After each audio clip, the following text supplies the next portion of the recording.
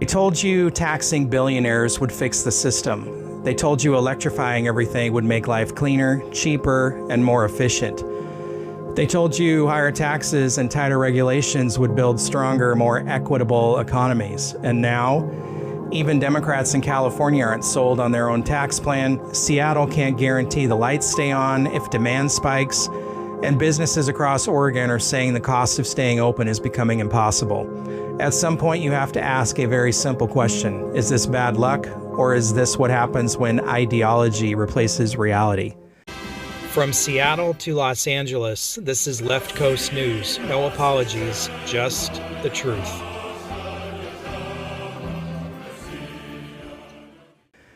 California, when tax the rich stops being simple.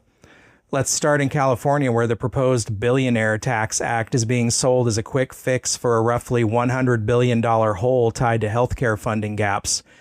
On paper, it sounds politically bulletproof. A one-time 5% tax on about 200 billionaires, spread it out over 5 years, fund Medi-Cal, save hospitals, call it a win. Except the people you'd expect to be cheering the loudest aren't. Even inside the Democratic coalition, there's hesitation. Labor unions are split, progressive lawmakers are dodging the question, and Gavin Newsom isn't exactly hiding his opposition. Why? Because once you get past the slogan, the mechanics look like a legal and logistical minefield. The state has no existing system to tax wealth, only income. There's no federal framework to piggyback on, which means California would be flying blind. Valuing assets like private businesses, art, and real estate at that level is, let's just say, subjective if you're being polite. And yes, the quiet fear, capital flight. Even critics on the left are saying the same thing in more polite language. If you build a system that's unpredictable, legally shaky, and targeted at a tiny group with the most mobility, they leave, restructure, or outmaneuver it. And then what? You don't just lose the new tax revenue, you risk shrinking the existing tax base that already funds the state. That's not some fringe argument. California already relies heavily on top earners for income tax revenue. You destabilize that and the whole budget starts wobbling. Now you've got a situation where the policy checks the ideological box, but the people responsible for actually governing are quietly wondering if it detonates something bigger. Seattle. Electrification meets reality. Now shift north to Seattle, where the conversation isn't about taxing wealth, it's about whether the lights stay on. Seattle City Light is warning it may not be able to meet the future demand. Not in some distant theoretical future, we're talking near-term strain. Here's what's coming. Proposed data centers requiring 369 megawatts of power. That's roughly 1/3 of Seattle's current daily electricity usage. Regional demand expected to nearly double by 2033, and at the same time, the city and state are pushing aggressive electrification policies, electric vehicle mandates, building electrification, phasing out natural gas infrastructure, all of which increase demand. And the utilities' response? They're short on engineers, short on project managers, already burned through reserves buying expensive power during drought conditions. Now rewriting contracts to push infrastructure costs onto private companies. Translation, they don't have the capacity and they don't have the margin for error. So while policy is pushing people towards total dependence on the grid itself is admitting it's not ready. That's not a political talking point, that's basic systems math. If demand grows faster than supply and infrastructure, something gives. And historically, what gives first is reliability and price. So you end up with higher rates and a system that's more fragile, not less. Now down to Oregon, the slow squeeze on business. Then there's Oregon, where the problem isn't theoretical anymore. It's showing up in surveys, hiring struggles, and businesses quietly folding or relocating. A state-backed survey tied to the governor's Prosperity Council paints a pretty blunt picture. Nearly half of respondents cite high taxes and regulatory costs as the biggest barrier. Businesses say they can't find skilled workers. Rural communities are dealing with infrastructure gaps like poor internet and roads. Urban areas are dealing with housing costs so high employees can't afford to live near their jobs. And then you've got policy layering on top of that. Tina Kotek is considering legislation that would block certain federal tax cuts from reaching businesses. So at that exact moment, businesses are saying, we're getting crushed on costs. The response is to potentially increase their burden. And if you agree with the intent, the timing is questionable if your goal is keeping businesses alive. There's also a growing divide inside the state.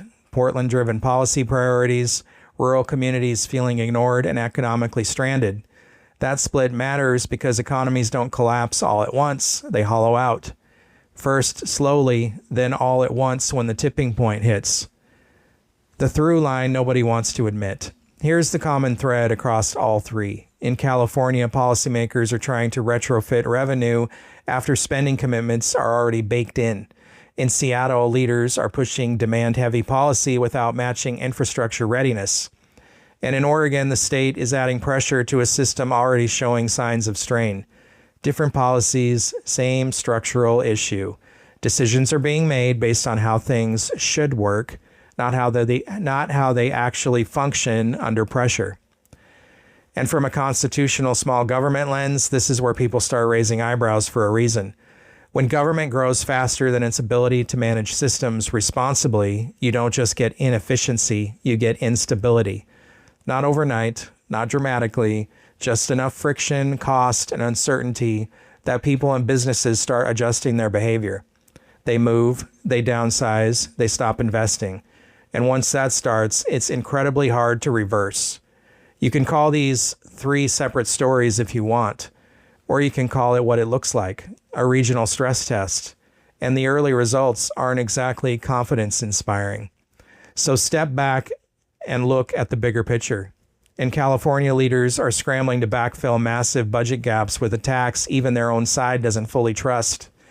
In Seattle, they're pushing full speed into electrification while the grid quietly waves a red flag. And in Oregon, businesses are telling anyone who will listen that the cost of operating is becoming unsustainable while policy keeps tightening the vice. Different headlines, same underlying issue. When policy ignores basic economics, infrastructure limits, and human behavior, reality eventually forces the correction. And the people who feel that correction first aren't politicians or billionaires. It's regular workers, small business owners, and families trying to stay afloat while the rules keep changing.